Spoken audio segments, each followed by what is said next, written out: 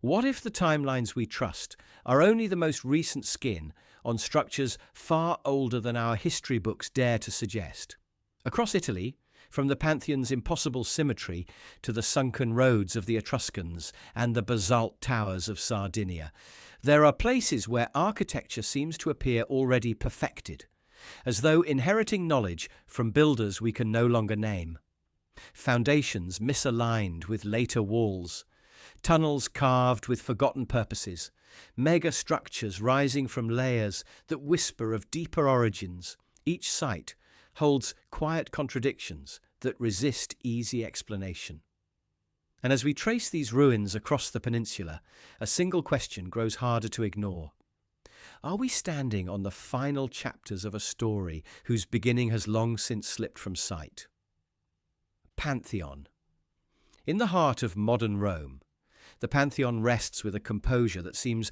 almost indifferent to the ages pressing against its weathered stones, its rotunda rising like a quiet challenge to the very idea that time measures all things.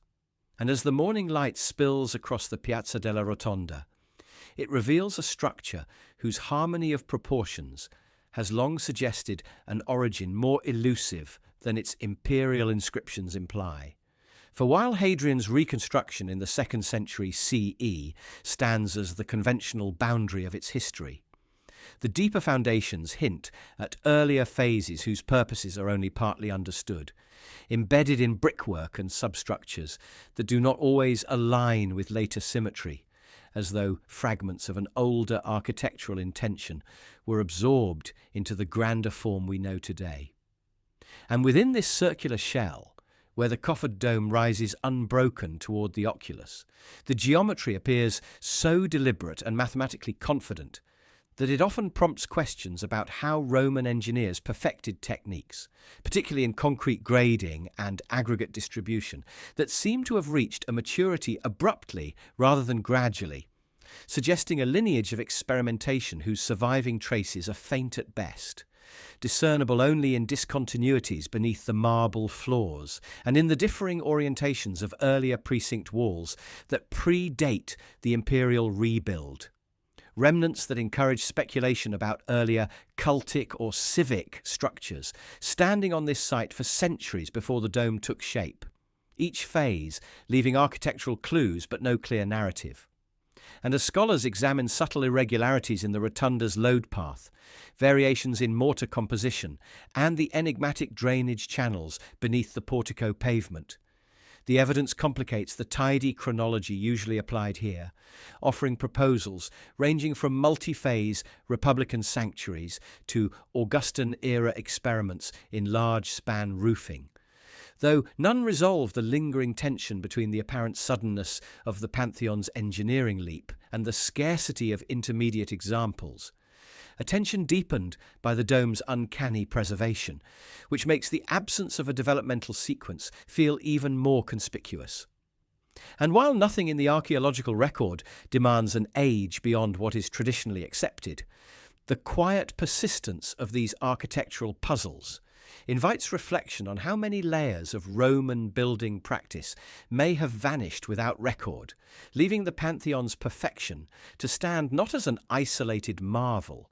but as the most visible survivor of a continuum, now largely erased, so that the structure's calm presence masks the unresolved questions embedded within its foundations, inviting observers to consider whether its true story stretches further back than the surviving inscriptions allow, lingering just beyond the reach of certainty. Ostia Antica. Along the shifting mouth of the Tiber, where the river's slow drift meets the broad light of the Tyrrhenian Sea, the ruins of Ostia Antica extend in quiet, rectilinear patterns that once framed a bustling port, yet now feel suspended between the clarity of Roman urban planning and the deeper, more ambiguous traces that lie beneath its gridded streets. For while the city is conventionally tied to the 4th century BCE and the early republic's maritime ambitions, excavations have repeatedly uncovered structural layers whose materials and alignment do not always conform to later Roman order, hinting at earlier occupations or experiments in harbour settlement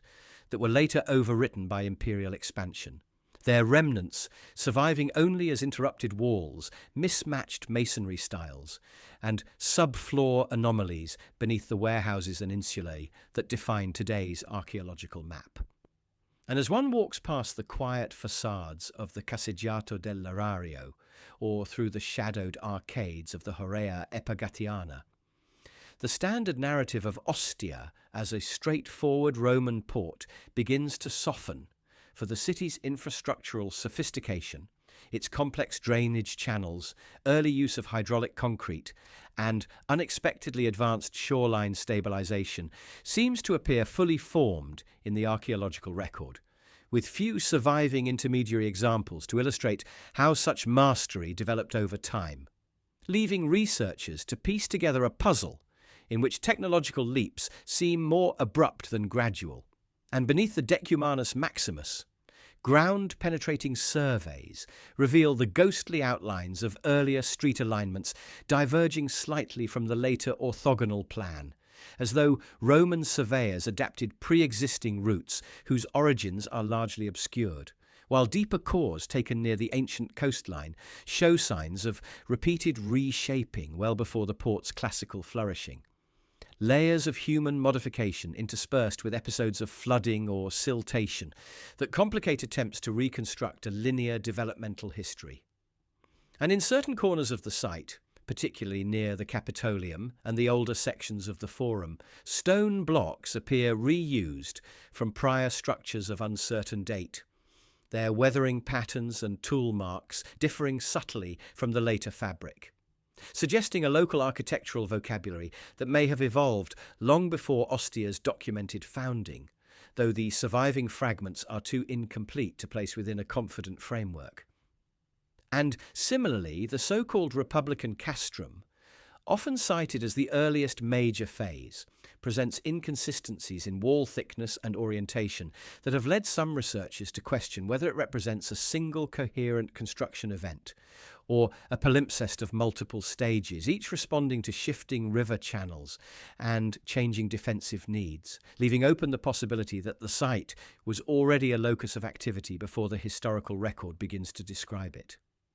Yet the uncertainties embedded in these layers do not challenge the established chronology so much as quietly complicate it, showing how a port that later became essential to Rome's grain supply may have evolved from a sequence of modest and now largely invisible antecedents, each erased or transformed by subsequent rebuilding, until the Ostia we excavate today appears as both culmination and survivor of longer rhythms of settlement.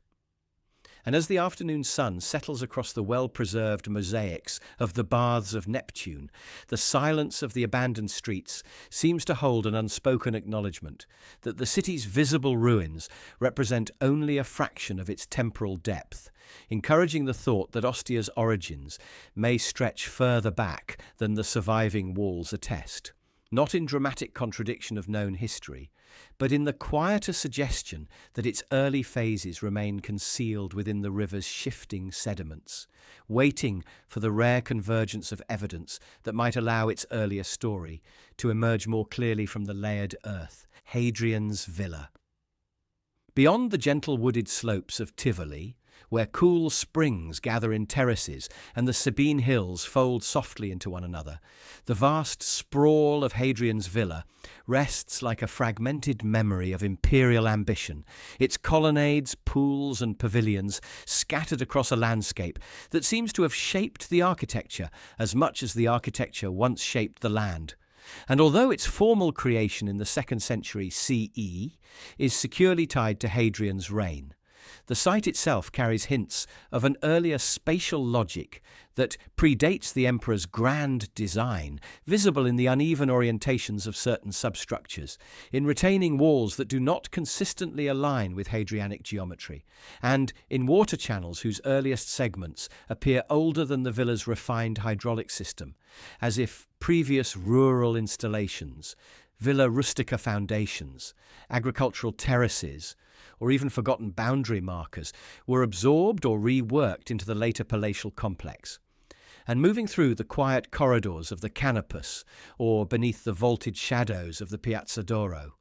one senses an architectural confidence so advanced in its manipulation of concrete, domes and integrated landscaping that its maturity feels abrupt, emerging in fully realized forms, with few preserved antecedents in the surrounding region, a circumstance that leaves scholars piecing together an evolutionary chain from fragmentary precedents like Nero's Domus Aurea and scattered bath complexes, while acknowledging that the villa's hydraulic and structural innovations appear in a state of completion that surpasses the visible developmental record. And beneath the villa's more formal layers, excavations have uncovered perplexing traces, such as reused blocks with differing weathering signatures, early drainage features diverging from Hadrianic alignments, and pockets of pottery or wall foundations inconsistent with 2nd century occupation. That point to episodic activity on the site before the imperial project began, though the nature and extent of that activity remain uncertain, complicated by centuries of quarrying and vegetation that have obscured the earliest phases. And the landscape's geological variability adds another layer of ambiguity, for the tufa shelves and travertine seams beneath the villa reveal signs of earlier quarry use, possibly supplying stone to local communities long before Hadrian selected the site. And these irregularities in the bedrock occasionally disrupt the villa's otherwise meticulous symmetry, suggesting that its planners adapted pre-existing cuts or depressions rather than shaping the terrain entirely from scratch.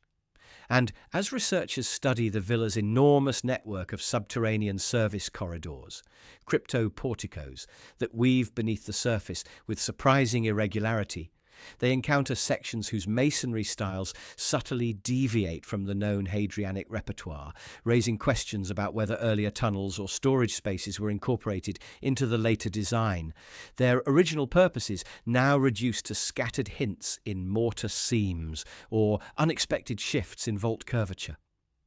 Yet none of these ambiguities challenge the villa's established chronology so much as expand its context, revealing how Hadrian's vision may have been superimposed upon a landscape already marked by human presence, its earlier traces largely effaced by the scale of the imperial project, leaving behind only those marginal inconsistencies that resisted complete incorporation. And when evening settles across the ruins, softening the surviving arches and restoring a kind of unity to the villa's dispersed remains, the site seems to offer a quiet acknowledgement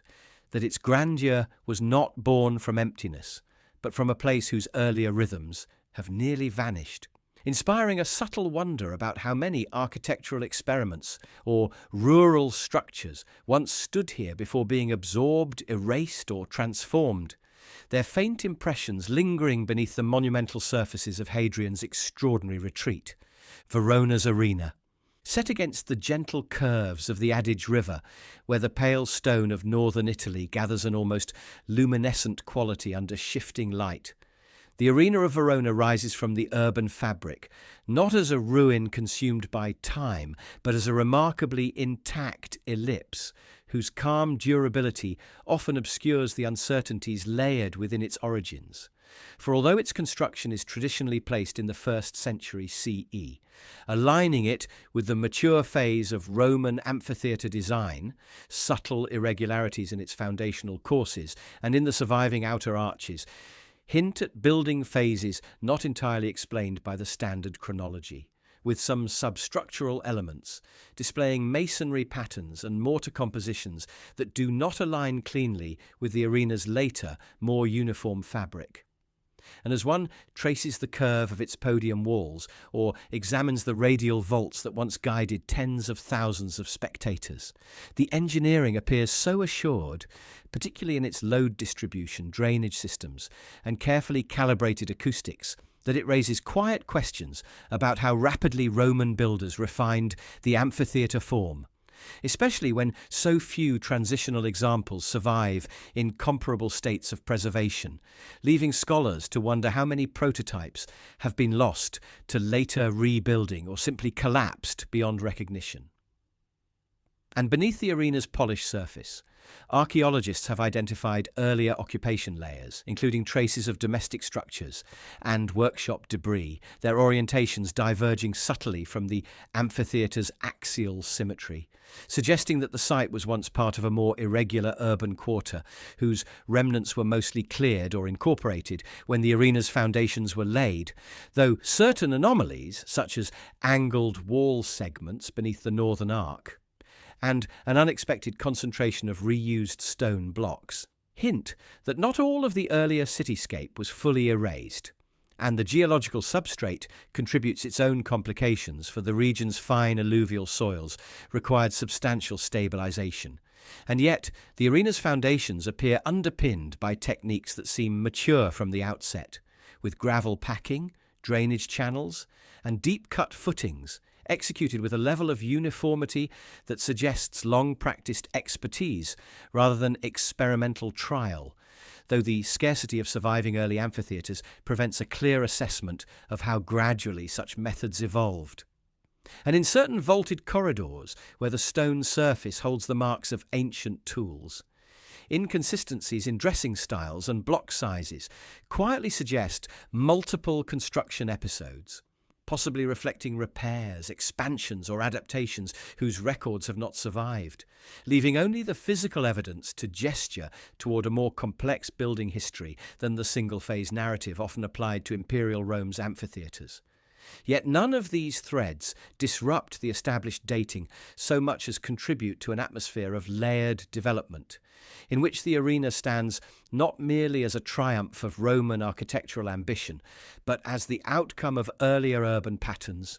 geological constraints, and construction practices that may have deeper histories than their visible remnants allow.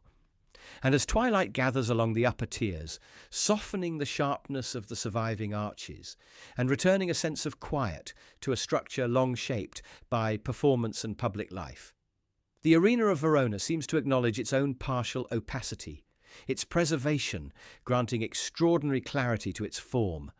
while simultaneously emphasizing how much of its earlier story remains concealed within the foundations, inviting a gentle curiosity about the phases of human settlement and architectural experimentation that once shaped the ground upon which the great ellipse now rests.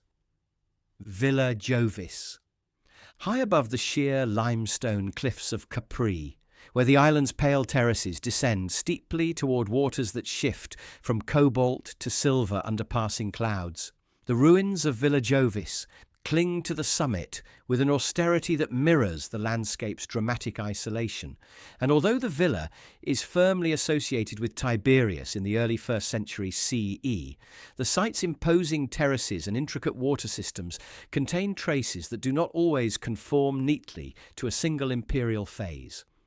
For beneath the later opus reticulatum and brick-faced walls lie retaining structures whose masonry styles differ subtly in orientation and technique, suggesting earlier attempts to anchor habitation or agricultural installations to the mountain's unstable slopes. And as one moves through the villa's fragmented corridors, past the collapsed vaulted halls and the remnants of ceremonial chambers that once surveyed the vast Tyrrhenian expanse, the architectural ambition of the complex seems so complete, so assured in its manipulation of steep terrain, that it quietly raises questions about the developmental path that led Roman engineers to such precision, particularly given the relative scarcity of surviving cliff-top palatial precedents with comparable scale, leaving researchers to infer a lineage of experimentation from scattered coastal villas, many of which survive only as partial foundations or eroded terraces. And at Villa Jovis, the subterranean cisterns, with their careful waterproofing and unexpectedly capacious design, appear to belong to an evolved hydraulic tradition. Yet certain segments, distinguished by variations in mortar, vault curvature, and wall thickness, hint at earlier construction episodes, possibly predating the imperial residence and later integrated into a more extensive water management network when Tiberius expanded the site into its monumental form, though the incomplete nature of these layers makes definitive attribution elusive. And geological studies reveal that portions of the bedrock beneath the villa were quarried or levelled before the main building campaign, with cut marks and trenches that do not perfectly align with the later architectural grid, suggesting preparatory works whose purposes remain partly speculative, perhaps connected to earlier lookout posts, agricultural uses, or modest dwellings long since dismantled, leaving only the altered stone as evidence of their presence. And in the villa's eastern sectors, where the remains are more fragmentary, archaeologists have noted reused blocks bearing weathering patterns inconsistent with first-century construction, as though earlier structures from elsewhere on the island were harvested to stabilise the ambitious terraces, their original contexts now obscured by centuries of adaptation. Yet none of these features challenge the prevailing chronology so much as enrich it, offering a view of Villa Jovis not as a creation imposed upon untouched rock, but as a culmination of long-standing engagement with the island's rugged topography. An engagement that may stretch back through undocumented phases of rural occupation or early military presence, each leaving traces that were partially absorbed into Tiberius's expansive vision. And as the evening wind sweeps across the summit, carrying the muted sound of waves rising far below, the broken walls of the villa begin to blend into the cliffside once more, their commanding silhouette softened by distance, and the site seems to acknowledge the quiet uncertainty surrounding its earliest layers, hinting at a deeper, less visible history embedded within the mountain, its fragments offering only enough evidence to suggest that the story of human presence on these heights may reach further back than the imperial chapter for which the ruins are best known. Etruscan tombs. Across the broad wind-swept plateau of Cerveteri, where low grasses ripple over tufa shelves shaped by ancient volcanic forces, the Etruscan tombs emerge from the earth not as isolated monuments, but as a vast necropolis, whose plan resembles a subdued mirror of a living city.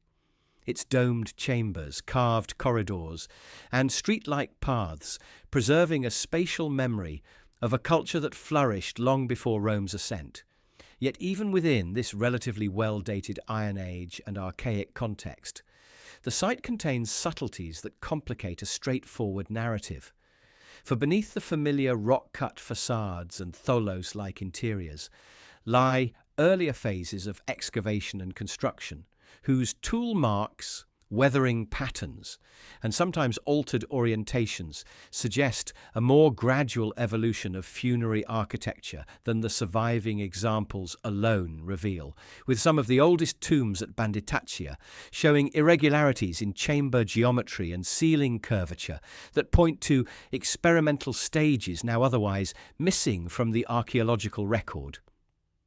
And while the Etruscans' capacity to shape tufa into complex domestic-like interiors is well attested, certain structural features, particularly in the deeper multi-room tombs, demonstrate a sophistication in weight distribution and moisture control that seems to appear in near-complete form, raising quiet questions about the earlier technical precedents that must once have existed but are now eroded, filled or quarried away, leaving only the refined iterations to survive. And within some of the larger tumuli, layers of backfill, altered floor levels, and sections of masonry that differ in cutting style reveal that these monuments were not static creations, but evolving sites, modified across generations, occasionally expanding beyond the initial plan in ways that hint at shifting ritual or social needs.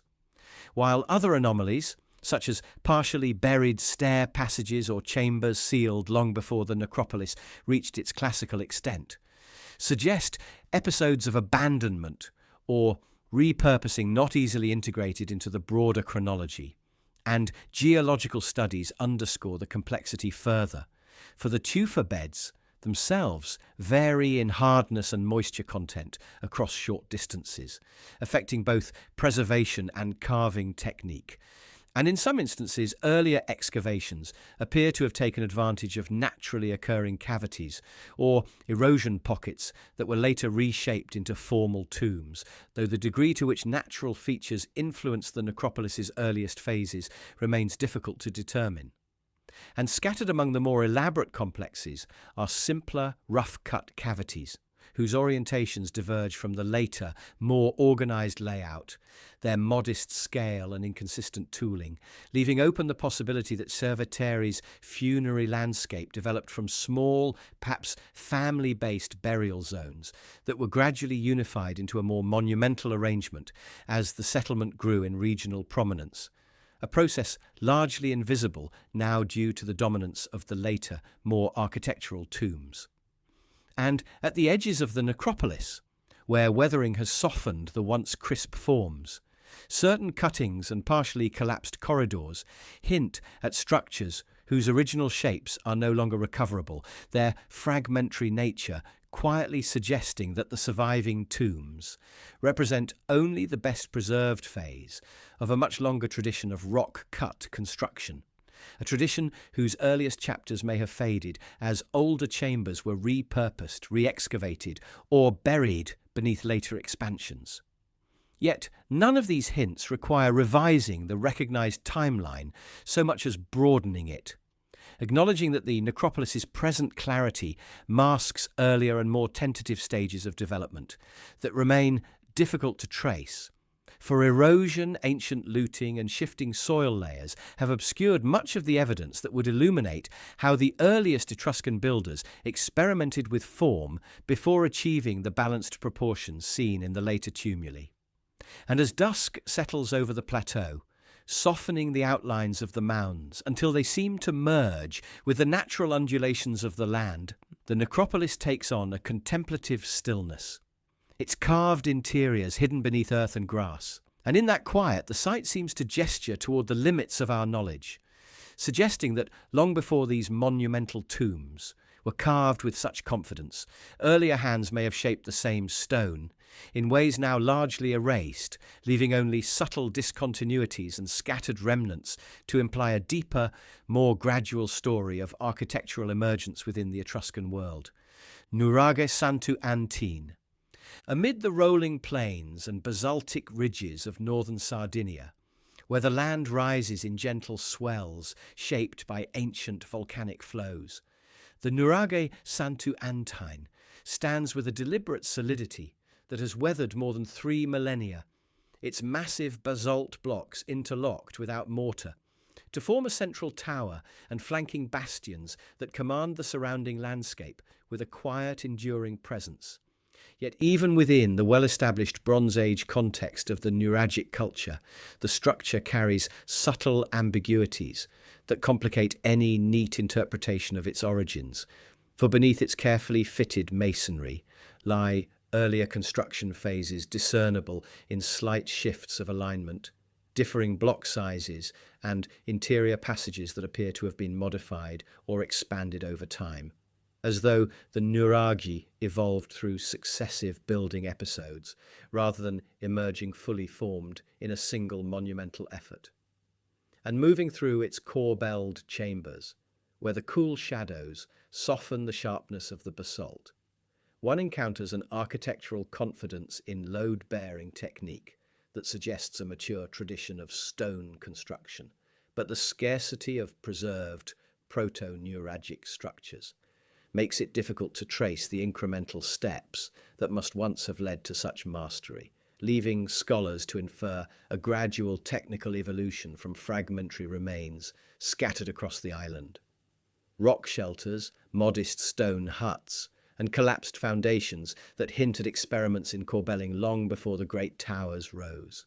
And beneath the packed earth surrounding Santu Antine, excavations have revealed traces of earlier habitation layers and post holes that predate the main tower, their patterns only faintly preserved, suggesting that the site may have held significance before the basalt blocks were first hoisted into place. While other features, such as reused stones with differing weathering signatures or channels cut into bedrock beneath the inner courtyard,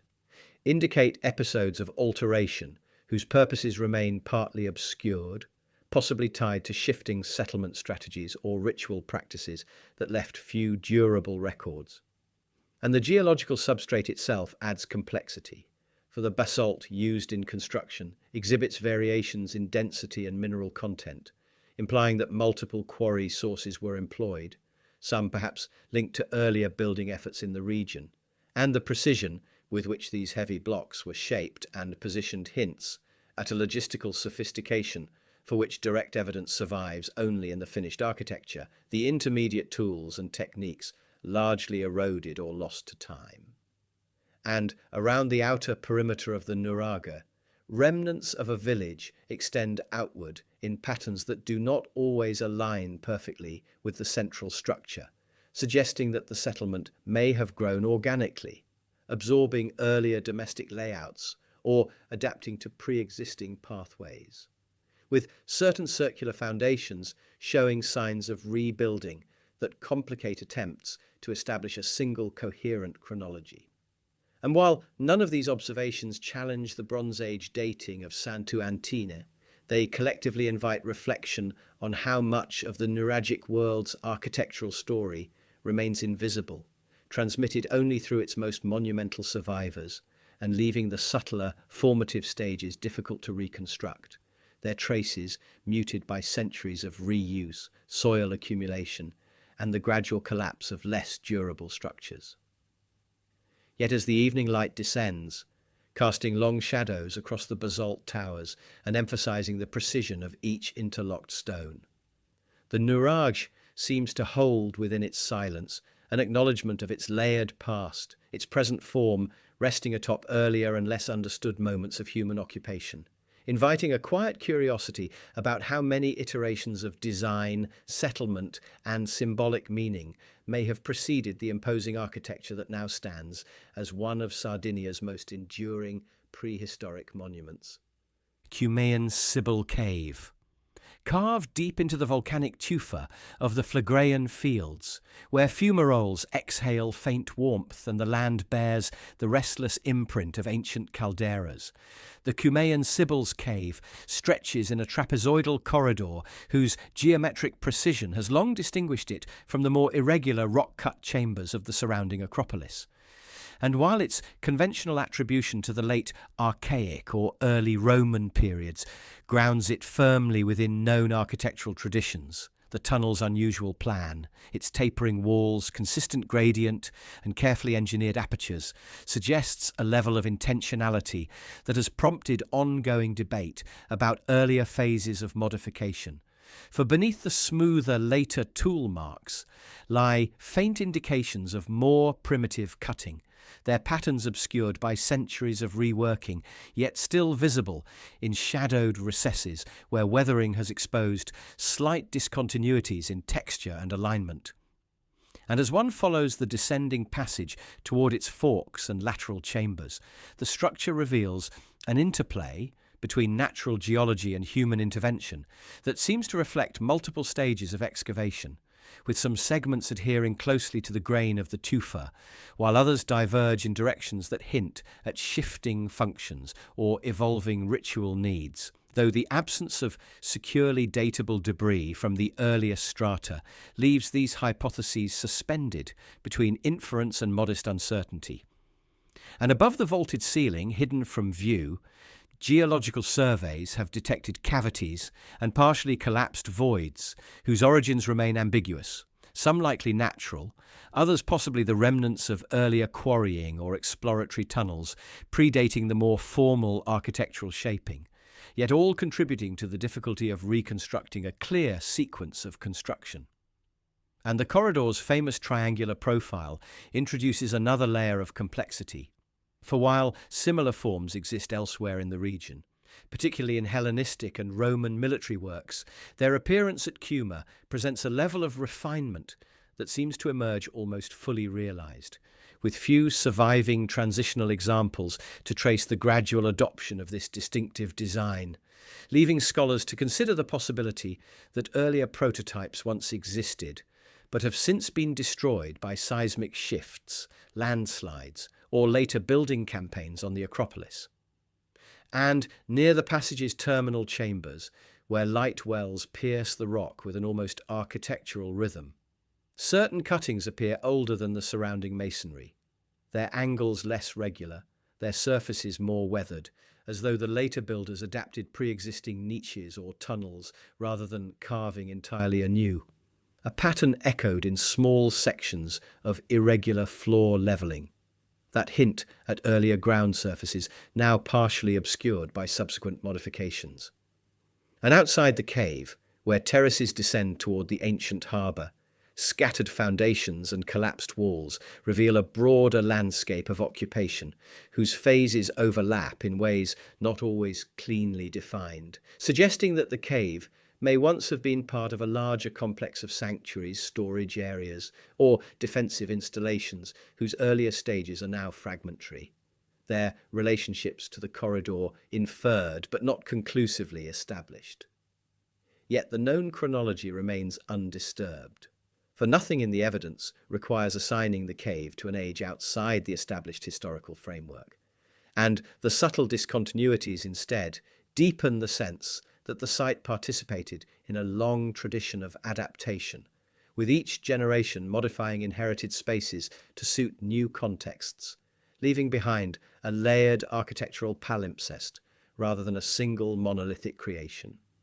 And as the dim light thins toward the cave mouth, where the landscape opens again to the sweeping arc of the Bay of Naples, the passage seems to recede into its own ambiguity, offering neither confirmation nor contradiction of the speculations that surround its earliest shaping, but instead a quiet acknowledgement that its present form rests upon earlier, less visible interventions whose traces persist only as faint irregularities in stone, inviting contemplation of how many stages of excavation and reuse may have preceded the enigmatic corridor that survives today beneath the shifting volcanic terrain of Cuma. Etruscan Via Cava,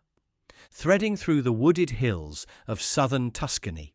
where shadows settle gently across ravines carved by ancient streams, the Etruscan Via Cava cuts into the volcanic tufa with a depth and narrowness that give the passage the quiet atmosphere of a corridor suspended between earth and sky, its steep walls rising in places higher than a two-story building, their surfaces bearing generations of tool marks that speak to long periods of use and modification.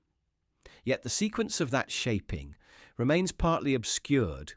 for while many of these sunken roads are attributed to the late Etruscan and early Roman periods, subtle variations in wall texture, channel depth, and ceiling-like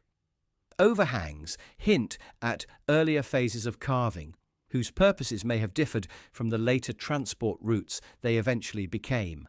And as one walks along the serpentine paths where light filters unevenly through the narrow openings above, the engineering appears both deliberate and enigmatic, with drainage grooves, side niches, and occasional carved steps integrated into the walls in ways that suggest an evolving knowledge of how to manage seasonal runoff and stabilize the friable tufa, though the earlier stages of this expertise are difficult to trace due to erosion, landslides, and the repeated reworking of surfaces that have smoothed away the signatures of the first cutters. And beneath loose soil, at the base of certain trenches, archaeological probes have detected traces of earlier ground levels and compacted surfaces that imply prolonged activity before the final depth of the corridors was achieved, while in other sections, faint remnants of cross-cutting passages indicate that the routes may have shifted or branched over time, their original alignments now only partially recoverable. And the geological context adds further complexity, for the tufa layers in this region vary markedly in hardness and degree of volcanic consolidation, producing stretches where the walls are intricately carved and others where the stone appears rougher, almost as though earlier stages of excavation followed naturally weakened seams before later builders regularized the surfaces, a process that may account for the irregular heights and sudden wall expansions that appear along otherwise consistent corridors. And around the Via Cava networks of Sovana, Pitiliano, and Sorano, Scattered tomb entrances and chamber openings punctuate the walls at varying elevations, their inconsistent placement hinting at a relationship between funerary architecture and the roadways that evolved over centuries rather than forming part of a single unified plan. With some tombs predating the current depth of the trenches, while others seem to have been cut into the walls after the roads reached their present form. And in certain passages, where the walls grow exceptionally tall and moss gathers in the crevices, researchers have noted subtle shifts in orientation that suggest the cutters may have been following pre-existing paths, perhaps simple foot trails or erosion channels, before deepening them into more formal corridors, though evidence for these earliest itineraries remains sparse, inferred mainly from topographic alignment and scattered fragments of compacted soil.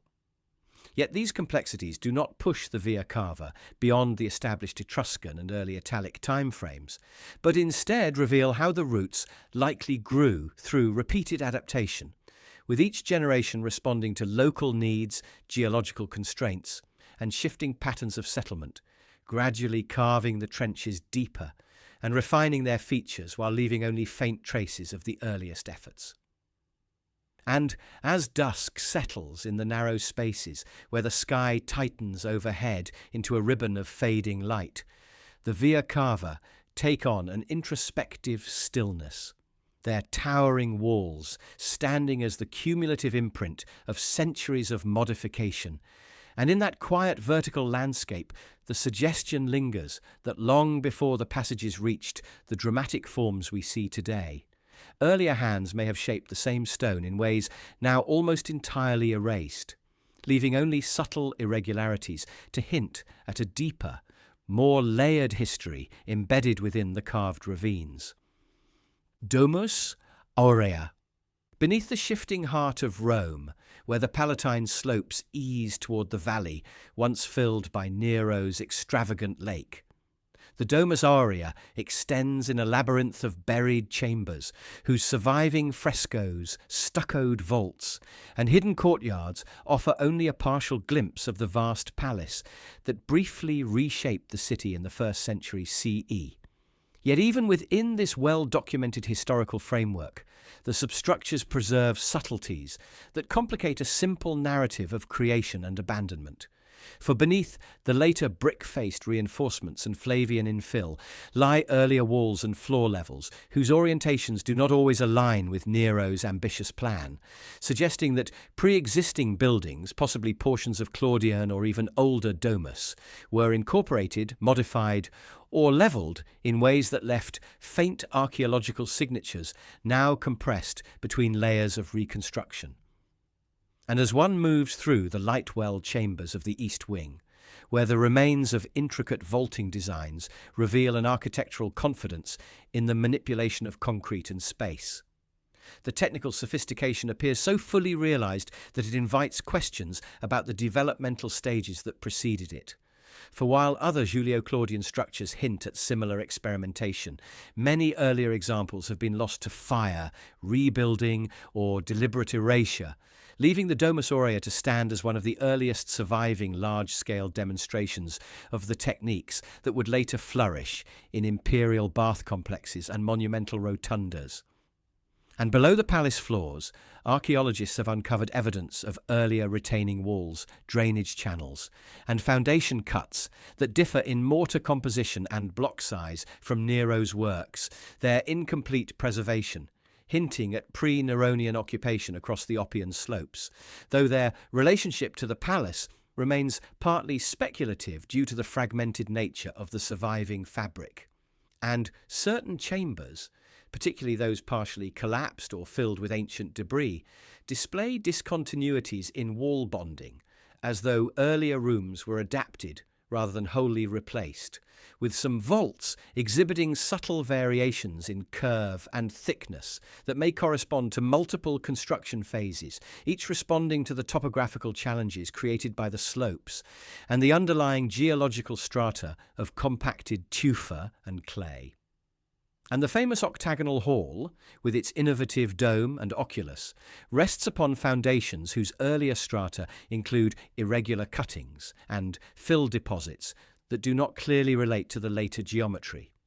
raising the possibility that the palace's boldest architectural experiments were layered atop a more complex and less understood arrangement of earlier structures, though no evidence firmly challenges the established dating.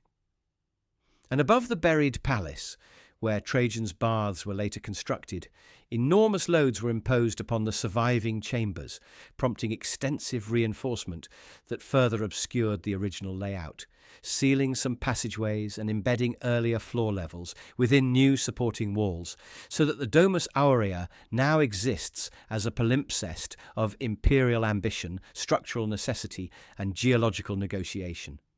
Yet, despite its dramatic history, the surviving evidence does not point beyond the accepted Neronian period, but instead enriches it, showing how the palace, often imagined as a singular imposition upon cleared ground, was in fact entangled with earlier urban layers, their partial remains shaping the constraints and possibilities of Nero's design, even as subsequent emperors reshaped the terrain once more. And in the dim interiors, where faint natural light filters through restored skylights and reveals the enduring brilliance of pigments long hidden underground, the Domus Aurea seems to acknowledge its own layered opacity, offering neither a complete nor a chronological clarity, but instead a quiet suggestion that the visible ruins represent only one moment in a longer architectural dialogue between the city's evolving topography and the ambitions of those who built upon it, leaving open the gentle possibility that beneath the palace's celebrated innovations lie deeper and less visible traces of Rome's earlier architectural experiments, preserved only in fragmentary foundations and subtle irregularities that continue to soften the boundaries of its known history.